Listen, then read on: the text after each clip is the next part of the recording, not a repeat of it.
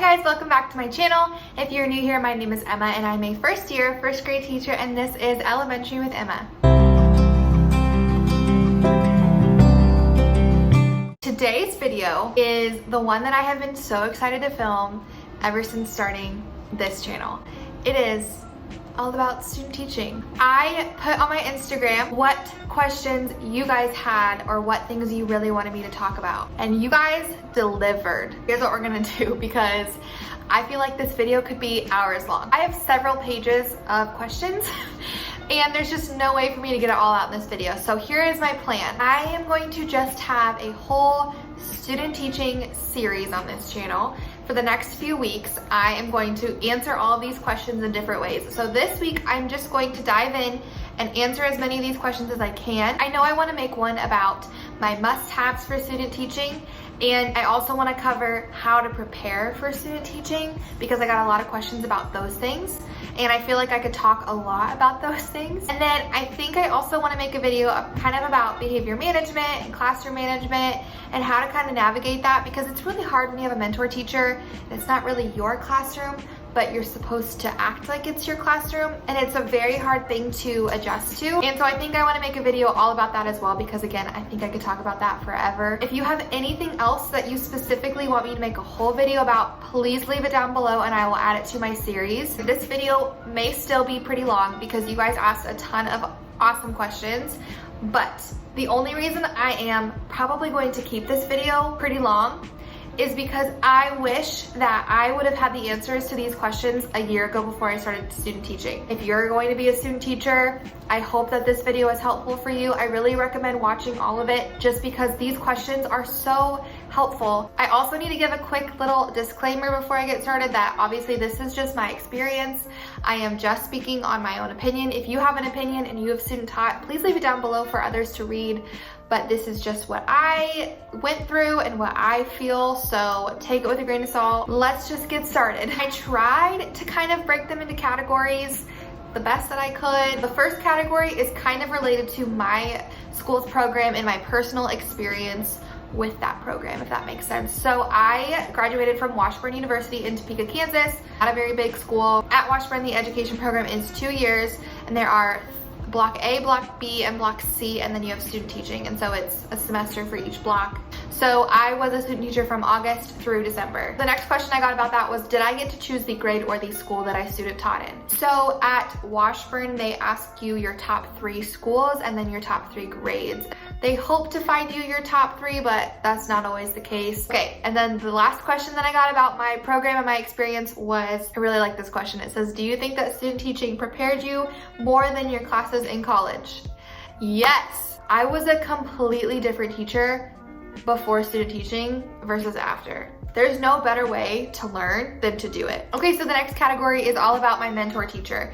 Some schools call it a cooperating teacher. Some schools call it, I don't know. We called it a mentor teacher. I'm sure you know what I'm talking about. The first question is, did I have a good relationship with my mentor teacher? And yes, I love my mentor teacher. She is part of the reason that my experience was so great, just because we had such a good relationship. The best part is she is obviously like teaching at the school that I'm going to be working at, and my principal knew that we were super close, and she's going to be my, I don't know what you call it, like mentor throughout my first year of teaching, which is such a blessing, and I'm so excited to have her help me again. Like, I just love her. Also, in terms of your mentor teacher, I just want to point out, you may not get along with your mentor teacher like best friends, but that doesn't mean you can't have a good relationship. More than likely, you're going to do things a little bit differently, and that's okay. It's their classroom, so you are there to learn, and you're there to just kind of take whatever you can get and roll with it. Whether or not you are similar, you can still get along. My mentor teacher and I, we're not the same, but we are such good friends. You can still build a good relationship even if you're different, even if they do things a little bit differently than you. They are going to see you teach more than any other mentor teacher you have ever had. They are going to know you better than anybody else when it comes to your teaching career. And so they are the best reference for you for getting a job. You need to have a good, positive relationship with them so that when jobs call them in the future, they have positive things to say. Okay, next question. What to do if your mentor teacher doesn't give you much free rein? At first, my mentor teacher was kind of hesitant to give me any kind of leeway with lesson planning and any ideas that I had, just because she had been teaching for so long, which I understand now. Like, if I have been teaching for 20 plus years and some student teacher comes in and is like, what if we did it this way? I'd be like, what if we don't? At first, that was a little discouraging to me because I was excited and I really wanted to try new things.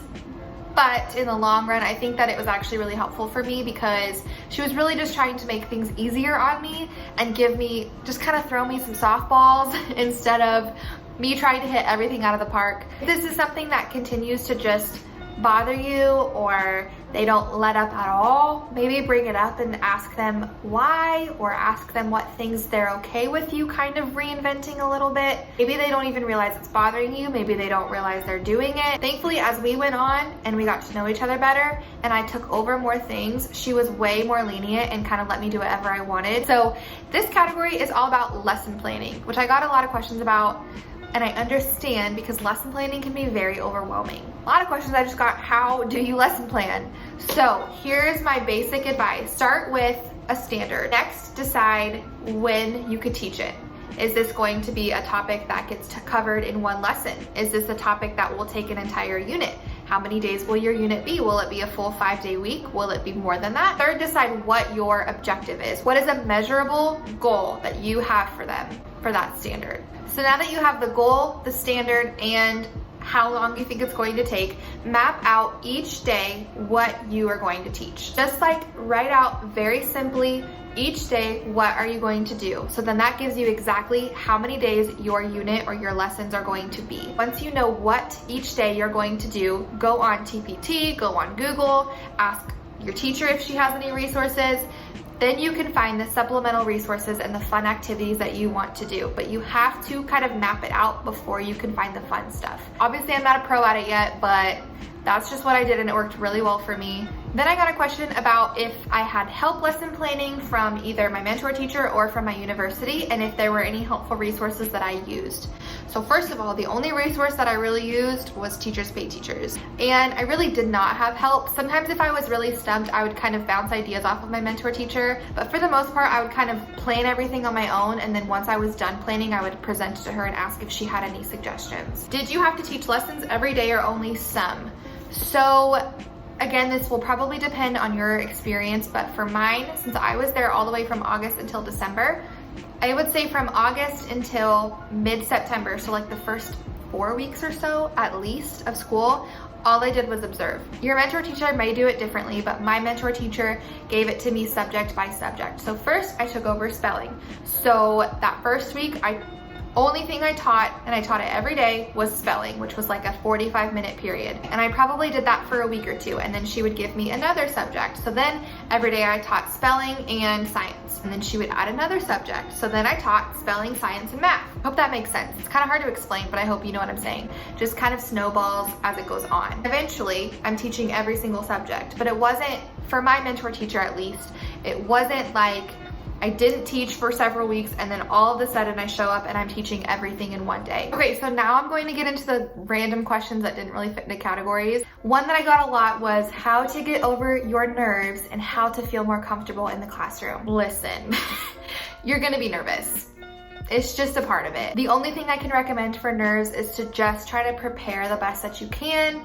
I have a video, I think next week I'm going to put my video up about how to prepare. That's really all I can recommend, is to just try to feel as prepared as you can, but also know that you're going to be nervous. I barely slept the night before the first day of school because I was just so anxious, but it'll come. You're probably going to be nervous, but it's going to be okay. In terms of how to get comfortable in a classroom, I think the most important thing I can offer you is to just focus on building relationships. Relationships with your students, with your mentor teacher, with your staff, with your admin.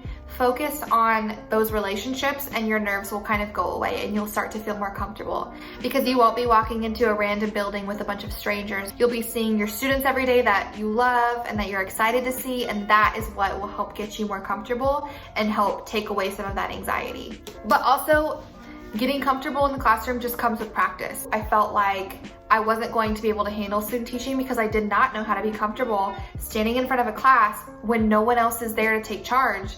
I was so scared at the first time my mentor teacher left the classroom because I was so uncomfortable. The more that you do it, the more comfortable you're going to get. Next question, what helped you stay organized? In my preparation for student teaching video, I'm going to talk about my must-haves. And a lot of my must-haves are organization related. I don't want to give all of that away. Next question is about the daily schedule and what it was kind of like day to day, and if it's really as exhausting as everybody says that it is. And I also got a question about work-life balance, and so they kind of go together. So I'm gonna kind of answer them at the same time. Your level of stress will kind of just depend on you and your time management. If there was some downtime or we did not have recess duty and she was busy doing something that I could not help with, I would be doing homework or I would be starting to plan my next lesson. Don't do that if there's something that you can be doing, but there is some downtime sometimes, and I would recommend always taking advantage of that. In terms of like the daily schedule, I got there when she got there and I left when she left. If she had a day where she stayed late because we were working on something, I stayed too. You're really just kind of shadowing and doing exactly what they do. Also, in terms of exhaustion, it's stressful and it is tiring, but you have support, which is so helpful. It's definitely not like teaching full-time on your own, because you do have a mentor there to help you, there to pick up the slack if you're having an off day. I had a day where I was feeling so sick and I just was miserable.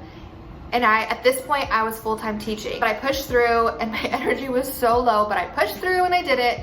And there was a point, we came back from lunch and she was like, give me the book, let me teach right now. Like, you can't do this. So she stepped in and she taught for the next hour. Yeah, you're going to be tired, but you have so much support, more support than you're ever gonna have again. So you might as well take advantage of it. And then I got a question about IEP meetings and if I had access to those or if I ever sat in on those. There just weren't any when I was there.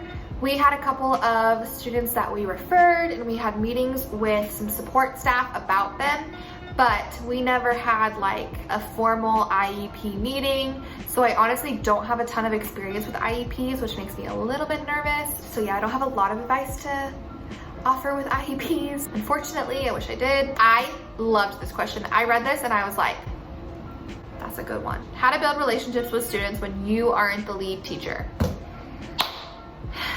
Okay, the first couple of weeks, like I said, you will not be teaching. Whether your mentor teacher slowly gets you into it or throws you in the deep end, the first couple of weeks you will not be teaching. Try to spend that time building relationships with your students while you can, because when you're full-time teaching, you just are not going to have the time to do it. Don't just sit there and watch.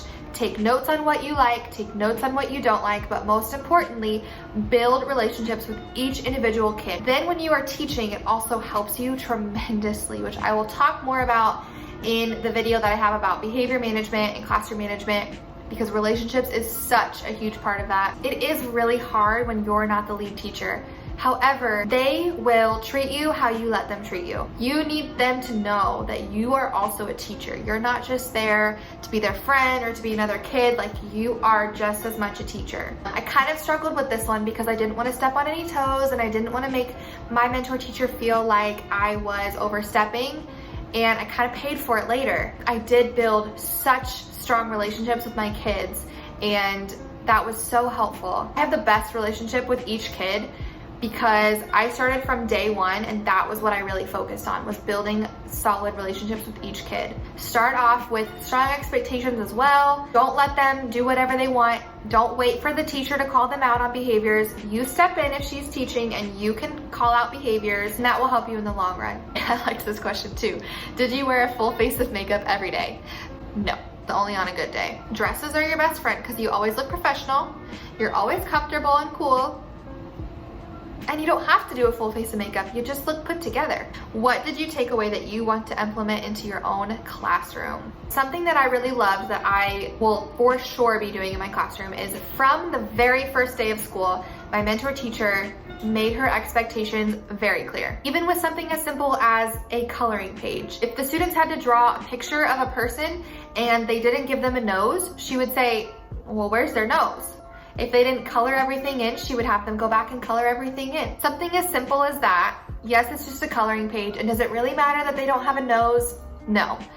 But they knew that she held them to high expectations, so for the rest of the year, if they colored a person, they always had a nose, and they never turned anything in until the whole thing was colored. Because some kids will try to take the easy way out, and she just would not allow that, even when coloring. And that transferred into every other aspect. Students will go as high as you expect them to go. So if your expectations are down here, they're gonna go here. They're not gonna exceed them because they don't have to. She set them all the way up here and they always reached it. Next question, talking with administration. Yeah, this was a scary one. Think of it this way. You are on a job interview every single day. If I had not sucked it up and talked to administration, I would not have the job that I have right now. I was really, really scared of my buildings principal at the beginning of the year. And as I got to build relationships with the other staff, I tried to start building a relationship with her. And at the end of student teaching, I asked her to observe me. And I really feel like that relationship that we had built is a huge reason why I got my job there. So treat it like a job interview, be professional, but also be friendly and just build a relationship. Get to know your administration and allow them to get to know you as well so that they'll remember you come time for interviews and come time for jobs. Use that as motivation to suck it up and be brave because I know it's really scary. I am so thankful that I got over my fear and just did it because it got me my dream job. Okay, advice for observations. Observations are not fun. Nobody is expecting you to have the perfect lesson. Realistically, you probably don't know what you're doing because I didn't know what I was doing. Nobody does. That's literally why you're student teaching, is to learn. So be willing to accept criticism. Those constructive criticisms were so helpful for me because I really could look and identify and reflect on what I actually could improve on. So yes, observations are scary, but that is the point of student teaching, is to be observed and to be given advice on what you can do better. And that's a great thing. I think I'm going to end the video here. That's all the questions that I'm going to answer today. Again, I do have a couple more videos coming about classroom management and then about how to prepare and like my must-haves for student teaching. If you have any other questions or any other videos that you want me to add to this series, please leave them in the comments down below. And if you're about to student teach, I'm so excited for you. I genuinely had one of the best experiences of my whole life student teaching, and I miss my kids every day. They just impacted me so much, and I just pray that that's the experience that you get to have too. And if not, then you get to learn and you get to grow, and how awesome is that? So that's all for the video today. Thank you so much for watching. Make sure that you subscribe so that you don't miss the next videos in this student teaching series, and I will see you in the next one.